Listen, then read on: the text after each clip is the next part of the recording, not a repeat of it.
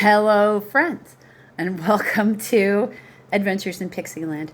We are in Bible study, which Creator decided we should not have to hesitate on. We are in the NIV. I know that upsets some people, but that's okay. This is just the first version that we're reading. And we still have to read the whole Old Testament. And at the pace that we can go at comfortably, that means all of 2025. Come back in 2026, we'll be reading the KJV. However, that would mean you're going to, if you don't hang out through 2025, you're not going to get to see the comparison language and presentations we do for the Proverbs, because we will. Once we start, showing the Proverbs on the Facebook page for the NIV. All the Proverbs on the Facebook page right now are all KJV. So you might like that better. So you should go check that out instead. We are in the book of Luke. We are in chapter 14, and we're going to do it in one video, because it's only 35 verses, so 1 through 35. And just as I said that, and that we were going to do it in one video, I looked up, and my phone just started doing 3, 2, 1, and recording. Because that's just how it is sometimes over here. Jesus at the Pharisees' house, chapter 14, verse 1. One Sabbath, when Jesus went to eat in the house of a prominent Pharisee, he was being watched carefully. There in front of him was a man suffering from dropsy. Jesus asked the Pharisee and the experts in the law, is it lawful to heal on the Sabbath or not? But they remained silent. So taking a hold of the man, he healed him and sent him on the way. Then he asked them, if one of you has a son, in some manuscripts, donkey, or an ox that falls in a well on the Sabbath day, will you not immediately pull him out? And they had nothing to say.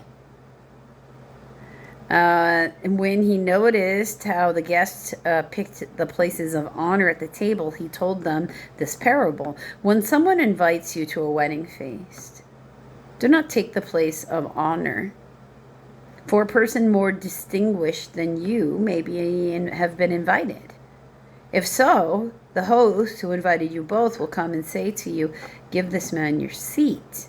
Then humiliated, you will have to take the least important place. But when you are invited, take the lowest place, so that when your host comes, he will say to you, friend, move up to a better place. Then you will be honored in the presence of your fellow guests. For everyone who exalts himself will be humbled, and he who humbles himself will be exalted. Focus on the work he gave you to do, not how impressive you look to the rest of the world. Then Jesus said to his host, when you give a luncheon or dinner, do not invite your friends, your brothers or relatives, or your rich neighbors. If you do, they may invite you back, and so you will be repaid. But when you give a banquet, invite the poor, the crippled, the lame, the blind, and you will be blessed. Although they cannot repay you, you will be repaid at the resurrection of the righteous. So give for the sake of giving to those most in need, and you will be blessed. You will be blessed. The parable of the great banquet. When one of those at the table with him heard this, they said to Jesus, blessed is the man who will eat at the feast in the kingdom of God. Jesus replied, a certain man was preparing a great banquet and invited many guests. At that time of the banquet, he sent his servants to tell those who had been invited, come, for everything is ready. Now ready. But they all began making excuses. The first said, I've just bought a field and I must go see it. Please excuse me. Another said, I have just bought 5 yoke of oxen and I am on my way to try them out. Please excuse me. Still another, I just got married, so I can't come. The servant came back and reported this to his master. Then the owner of the house became angry and ordered his servant, go out quickly into the streets and the alleys of the town and bring in the poor, the crippled, the blind, and the lame. Sir, the servant said, what you ordered has been done, but there's still room. Then his master told the servant, go out into the roads and the country lanes and make them come in, so that my house will be full. I tell you, not one of those men who were invited will get to taste my banquet. When he says, hey, it's time for you to do this thing, you can't go, when I get around to it, Lord, I'm not in the mood right now. Do I have to? I don't really have to. You make excuses on why it is that you're going to serve him, and can't you do it later? Okay, then don't get into heaven. That's your choice. He gives everybody free will. The cost of being a disciple. Verse 25. The large crowds, they probably were loud, large crowds were traveling with Jesus. It really... So I have synesthesia. It's a medical condition. The nerve endings for my eyes and ears are all sort of wrapped around each other. So my brain sort of processes it together. So large groups of people are loud. And for me, that's very I'm very disruptive. Very disruptive for me. I can't, it's too much. I get overstimulated very quickly. Large crowds were traveling with Jesus, and turning to them, he said, if anyone comes to me and does not hate his father and mother, his wife and children, brothers and sisters, yes, even his own life, he cannot be my disciple. Wow. That's interesting. If you love your life already, you can't be his disciple. And anyone who does not carry his cross and follow me cannot be my disciple. So if you're trying to make other people do the work for you, you can't really be a disciple of Jesus. He put his head down and he did the work. That's how we know he was the Messiah, not a false prophet.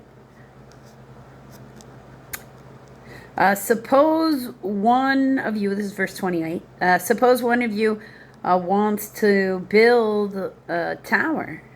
Will he not first sit down and estimate the cost to see if he has enough money to complete it? Well, of course. For if he lays the foundation and is not able to finish it, everyone who sees it will ridicule him, saying, this fellow began to build and was not able to finish. And that does get frustrating.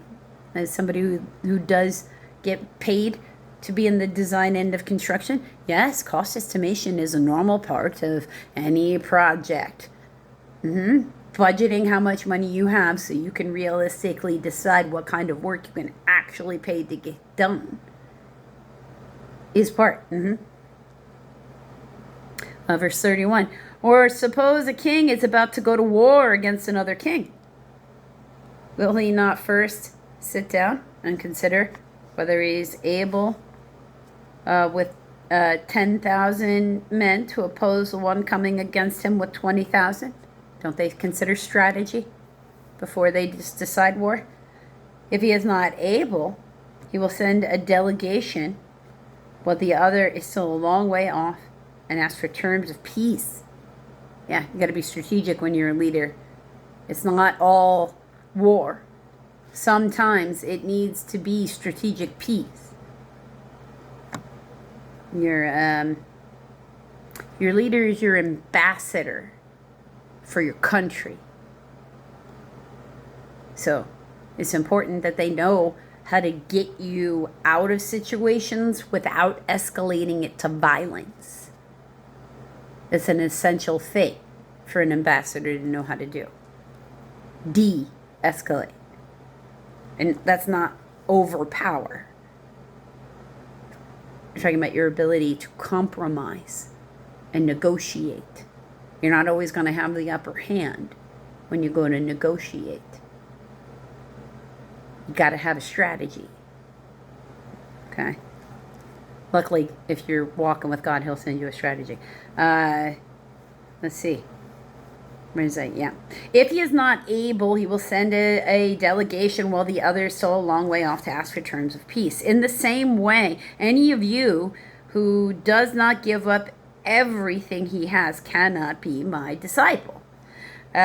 Salt is good, but if it loses its saltiness, how can it be made salty again? Now, I realize in our society, salty has a very specific term now, and it really is like basically means bitter. They were not beyond these types of terms for their own time. We're not original in our term salty. We are actually borrowing from him, okay? Because that's the way it is with almost everything humans create. It's actually from him. It is fit neither for the soil nor the manure pile. That's true. Don't add salt to either one of those things. It'll strip the nutrients out. Too much salt strips your nutrients. Give you high blood pressure, all kinds of stuff. Not enough, and you also won't retain water and a bunch of other things that you need. It is thrown out. He who has ears to hear, let him hear. You need a certain amount of salt in order to do this job if you want to be a disciple of Christ. Really.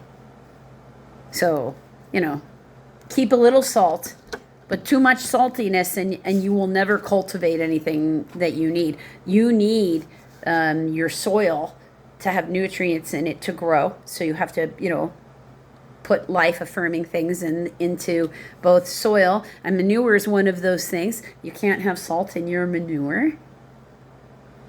That will put it, like, there is potassium and there is sodium there, and both of those things can make up salt, but you're not trying to cultivate salt from those things, so that's not really what you're doing there. You need those elements in balance so that it can feed the soil, because that's what you do with manure. You're feeding the soil. You have to plant even as you cultivate. I call it being kind to future you. Give it a try. Until a few minutes from now, friends.